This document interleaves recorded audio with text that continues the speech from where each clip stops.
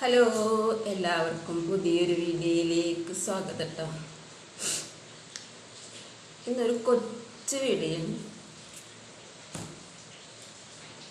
ഇന്നത്തെ സംസാര വിഷയം എന്താ പറയുക?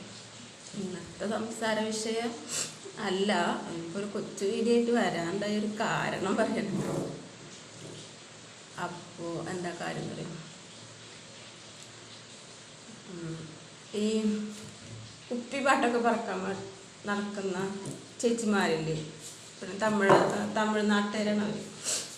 അപ്പോൾ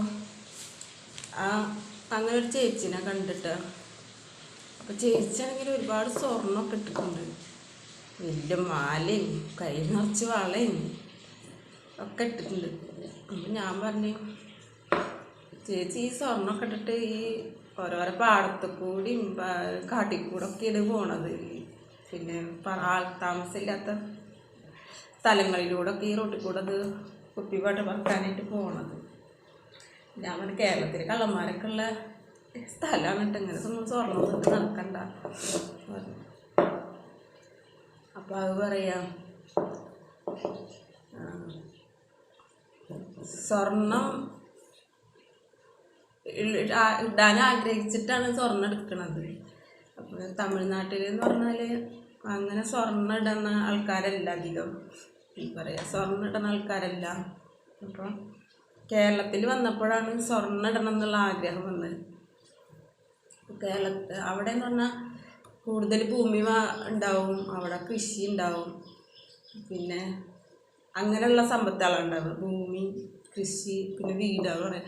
4-5 വീടുണ്ട് വാടകയ്ക്ക് കൊടുക്കണ, പിന്നെ കൃഷിയുണ്ട്, എന്താ മുല്ലപ്പൂവിൻ്റെ തൊട്ടൊക്കെ ഉണ്ട് എന്ന് പറയും. കുറേ അവിടെ മുതലൊക്കെ ഉണ്ട്. പിന്നെ എന്നാലും ജീവൻ ആയുസ്സുള്ള കാലം വരെ പണിയെടുക്കുക എന്നാണ് അത് പറയുന്നത്. വെറുതെ ഇരുന്നാൽ ആരും കൊണ്ട് തരുമൊന്നുമില്ലല്ലോ എന്നൊക്കെ പറയും. പിന്നെ അപ്പോൾ സ്വർണ്ണം ഇടാൻ ആഗ്രഹിച്ചിട്ടാണ് സ്വർണ്ണം ഇടുന്നത്, അല്ലാതെ ഇപ്പോൾ ഇത് സ്വർണ്ണം എടുത്തിട്ട് പെട്ടി വെച്ചിട്ട് കാര്യമില്ലല്ലോ. സ്വർണ്ണം ഇടാനുള്ള ആഗ്രഹം കൊണ്ടാണ് സ്വർണ്ണം എടുത്തതെന്ന് പറയുന്നത്. അപ്പോൾ ഞാൻ വിചാരിക്കണേ, നമ്മുടെ കേരളത്തിൽ ചില ആൾക്കാരുണ്ടല്ലോ, ചില ആൾക്കാരെല്ലാവരും അങ്ങനെയല്ല കേട്ടോ.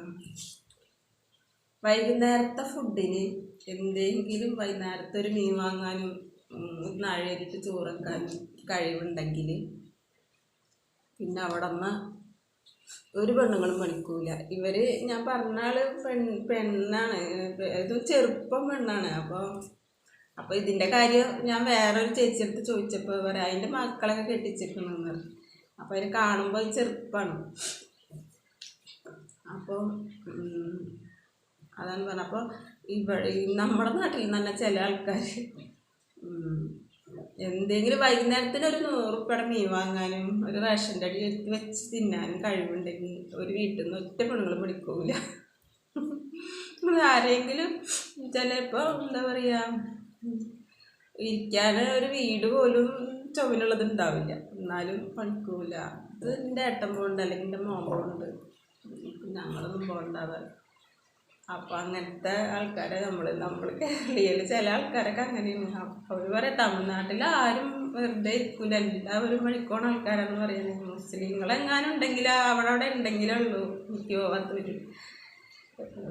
മറ്റാത്ത ആൾക്കാരൊക്കെ പണിക്ക് എന്തെങ്കിലുമൊക്കെ സമ്പത്തുണ്ട്, മുതലുണ്ട്, ഭൂമിയുണ്ട്, വീടുണ്ടെന്നൊന്നും പറഞ്ഞിട്ട് ആരും പണിക്കോ വധിക്കില്ല. അവരെ മെയിൻ പണി തന്നെ അല്ലാണ്ട് ഈ ആക്രി പറക്കലും അത് വിൽക്കലെന്നല്ല. അതുകൊണ്ട് തന്നെയാണ് അവരവിടെ കൊണ്ട് സമ്പത്ത് ഉണ്ടാക്കിയിട്ടുള്ളത്. അവർക്ക് ഭൂമിക്ക് വില കുറവായിരിക്കും.